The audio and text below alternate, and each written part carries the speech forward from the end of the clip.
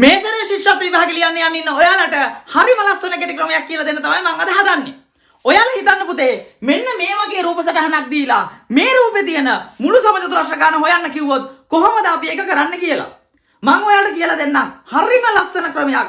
ඉතාලම ඉක්මනට මේ වගේ ගානක් හදන්න පුළුවන්. ඔයාලට කරන්න තියෙන්නේ හරි පොඩි දෙයයි. ඔයාලා මේකේ ඕනම පැත්තක් මේ හරස් අතර වෙන්න පුළුවන්, උඩ ඉඳන් පල්ලෙහාට වෙන්න පුළුවන්. ඔයාලට පේනව නේද? මේකේ මේ කුඩා සමචතුරස්‍ර තියෙනවා. අන්නේ සමචතුරස්‍ර ගාන ගණන් කරන ගමන් ලියා ගන්න. දැන් මම ලියනවා මෙන්න පළවෙනි එක 1යි, ඊළඟට මෙන්න දෙවෙනි එක, මෙන්න තුන්වෙනි එක, මෙන්න හතරවෙනි එක. මෙහෙම ලියා ගන්න. දැන් ලියාගෙන ඉවර වෙලා ඔයාලට කරන්න තියෙන්නේ හරිම පොඩි වැඩක්. දැන් මෙතන තියෙන ඉලක්කම කීයද? 1යිනේ. ඒක ಗುಣ කරන්න ඒ ඉලක්කමෙන්ම එක ಗುಣ කරනවා එකෙන්ම. එක එකෙන් ಗುಣ කරාම කීයද? ಗುಣ කරාම එකමයි වෙනසක් වෙන්නේ. ඊළඟට මෙතන තියෙන ඉලක්කම 2යි.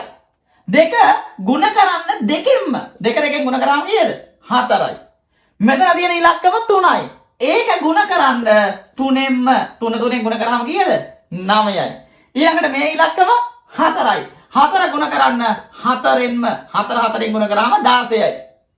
දැන් පුතේ මෙන්න මෙහෙම ගුණ කරලා ගත්ත උත්තර ටික තියෙනවනේ. ඒ කියන්නේ මෙන්න මේ ටික ඔය ටික ඔක්කොම එකතු කරලා තනි උත්තරයක් ගන්න. හරි? අපි දැන් එකතු කරමු බලන්න මේ ටික ඔක්කොම. බලන්න 1යි 4යි එකතු කරාට පස්සේ 5යි 5ට 9ක් එකතු කරාම 14යි. අපි එක සැරේම එකතු කරමු. 14ට 16ක් එකතු කරමු.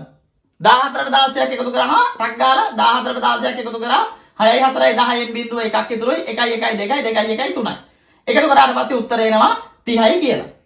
ඔන්න මේ රූප සටහනේ තියෙන මුළු සමචතුරස්‍ර ගාන කීයද? 30යි. කෙනෙක්ට ප්‍රශ්නයක් එන්න පුළුවන් නේද? මේකේ 30ක් ආවේ කොහොමද? නේ? ඒක පැහැදිලි නැති වෙන්න පුළුවන් නේ.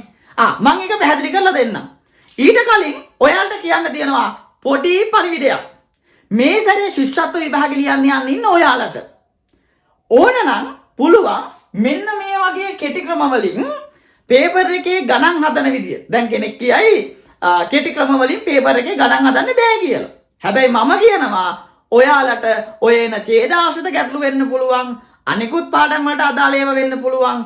ඒවට ඊටාම ඉක්මනින් අඩුම වේලාවකින් උත්තරේ ගන්න ක්‍රම ගොඩක් තියෙනවා. අන්න ඒ ක්‍රම ටික මම දවස් 2ක් ඇතුළත ඔයාලට කියලා දෙනවා. කාට හරි ඒ වැඩසටහනට සම්බන්ධ වෙන්න ඕන නම් මේ වීඩියෝ එකට පල්ලෙහායින් තියෙනවා අංකයක් හෝ දෙකක් ඇති එයින් එකකට ඔයාලගේ නමයි පන්තියයි දෙක WhatsApp මැසේජ් එකක් විදියට එවන්න. නැත්තම් ඇමතුමක් ලබා දුන්නත් ප්‍රශ්නයක් නැහැ. එතකොට අවශ්‍ය කෙනෙකුට ඒ වැඩසටහනත් එක්ක සම්බන්ධ වෙලා දවස් 2ක් ඇතුළත පේපර් එක ලේසියෙන්ම ලියන්න, අඩුම වෙලාවකින් පේපර් එක ලියන්න ලස්සන ක්‍රම ගොඩක් ඉගෙනගෙන බය නැතුව විභාගයට යන්න පුළුවන්. හරිනේ? ඔන්න ඒ දැනුවත් කිරීම ඉවරයි. දැන් මම යනවා කෙනෙක්ට මේකේ 30ක් ආවේ කොහොමද? තව සමහරක් කෙනෙක්ට ප්‍රශ්නයක් එන්න පුළුවන් මේකේ 30ක් නෑ නේද? අන්න ඒවට උත්තර දෙන්න. මේකේ 30 හැදෙන හැටි මම ඔයාලට පෙන්නන්නම්. හරිද ළමයි? හරීම පොඩි වැඩක් තියෙනවා. දැන් මේක තේරුම් කරලා දෙන්න මම ඔයාලට මෙන්න මෙහෙම කතාවක් කියන්නම්. හරිද? දැන් ඔයාලට තිබේනව නේද පුතේ? මේකේ මෙන්න මේ වගේ හරිද? මෙන්න මේ වගේ කුඩා සමචතුරස්‍ර තියෙනවා. අපි සරල භාෂාවෙන් ගමු. කොටු එකේ ඒවා තියෙනවා පේනව නේද? ඒවා කීයක් තියෙනවද කියලා බලන්න. බලන්න 1යි 2යි 3යි 4යි 5යි 6යි 7යි 8යි 9යි 10යි 11යි 12යි 13යි 14යි 15යි 16යි. මේ බලන්න කොටු එක ගානේ ගත්තොත් ඒ වගේ ඒවා තියෙනවා 16ක්. ඒ වගේ සමචතුරස්‍ර තියෙනවා 16ක් තියෙනවා. හරිනේ? දැන් පුතේ ඊළඟට බලන්න ඔයාලට පේනව නේද මෙන්න මේම කොටු 4ක් එකතු වුණාට පස්සේ සමචතුරස්‍ර හැදෙනවා. 4ක් එකතු වුණාම නේද? ඒ වගේ ඒවා කීයක් තියෙනවද? මේ බලන්න. ඔන්න 1යි ගණන් කරගන්න 1යි. ඊළඟට මම මෙතන ඉඳන් හදනවා තව එකක්. මෙන්න දෙවනි එක. හරිද? මෙන්න ඊළඟ එක මේක තමයි තුන්වෙනි එක. හරිද? දැන් මම එකක් පල්ලෙහාට එනවා. මෙන්න හතරවෙනි එක. මෙන්න හතරවෙනි එක. ඊට පස්සේ මෙන්න පස්වෙනි එක. ඔන්න පස්වෙනි එක. මෙන්න ඊළඟට හයවෙනි එක. ඔන්න හයවෙනි එකත් මම ඔයාලට පෙන්නුවා. හරිද? තව එකක් පල්ලෙහාට එනවා. මෙන්න හත්වෙනි එක. හරිද? ඊට පස්සේ මෙන්න අටවෙනි එක. ඔන්න අටවෙනි එක. අවසානෙට මෙන්න මේක තමයි නවවෙනි එක. කොටු 4 ගාන එකතු කරලා. හරිද? කොටු 4 ගාන එකතු කරලා අපිට කොටු 4 ගාන අරගත්තොත් එහෙම කොටු 4 ගානේම 9ක් තියෙනවා. කොටු 4 ගාන එකතු කරලා අපිට සමචතුරස්‍ර 9ක් හදාගන්න පුළුවන්. ඊළඟට මේ බලන්නකෝ. අපිට පුළුවන් ළමයි කොටු මෙන්න මෙහෙම අරගෙන දිග පැත්තටත් 3යි පළල පැත්තටයි 3යි අරගෙන කොටු 9ක් වෙන්න අරගෙන. කොටු 9ක් වෙන්න අරගෙන සමචතුරස්‍ර හදන්න පුළුවන්. දැන් ඔයාලට පේනවනේ මෙතන එකක් තියෙනවා. ඊළඟට මෙන්න මේ කොටු 3 මෙහෙමත් අරගෙන අපිට තව එකක් හදන්න පුළුවන් ඔය දෙවෙනි එක. හරිද? එකක් පල්ලෙහාට ඇවිල්ලා මෙන්න තුන්වෙනි එක හදන්න පුළුවන් මෙහෙම. තුන්වෙනි එක ඔන්න තුන්වෙනි එක.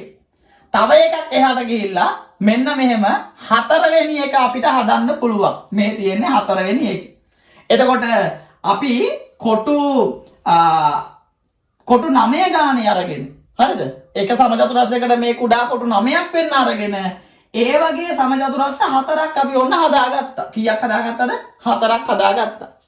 අවසාන වශයෙන් බලන්න ළමයි මෙන්න මේ කොටු 16ම පාවිච්චි කරලා දැන් අපි දන්නවා සමචතුරස්‍රයක දිගයි පළලයි සමාන වෙන්න ඕනේ. එතකොට දිග පැත්තටත් කොටු 4යි පළල පැත්තටත් කොටු 4යි ඔන්න ඔය ටික ඔක්කොම එකතු කරලා හරිද?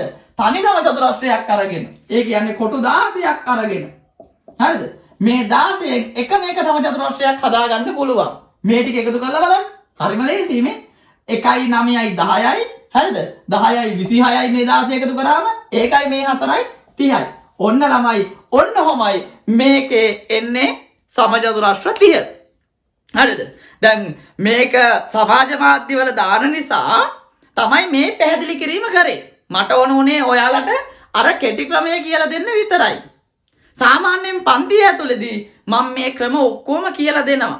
හරිද? හැබැයි මේ වීඩියෝ එක ගොඩක් දිග කරන්නත් බෑනේ. ඒ නිසා මම ඉක්මනට මේ සමචතුරස්‍ර තියෙන හැටි පෙන්නුවා. හරිනේ? එතකොට ඔන්න මම හිතනවා මේ කොටස සම්බන්ධව ඔයාලගේ තියෙන ගැටලු වලට පිළිතුරු හම්බෙන්න ඇති කියලා. හරිද? ඒ වගේම මතක තියාගන්න සමචතුරස්‍ර පාඩම කියන්නේ මේ තනි ගාන නෙවෙයි. ඒ පාඩම ඇතුළේ මේ වගේ ක්‍රම කීපයක් තියෙනවා. ඒ නිසා පුතේ සම්බන්ධ වෙලා ලස්සනට විනෝදෙන් ඉගෙන ගන්න කැමති හැමෝම එන්න අපේ පන්තියට. ඒ වගේම මේ වීඩියෝ එක බලන ඔයාලා මේ ගැන දැනුවත් කරන්න මේ වීඩියෝ එක ෂෙයා කරලා දෙන්න කියලා ඉල්ලා සිටිනවා. අපි තව දවසක මේ වගේ හරිම ලස්සන වීඩියෝ එකකින් හම්බෙමු. එතකන් හැමෝටම සුබ දවසක්. ආයුබෝවන්.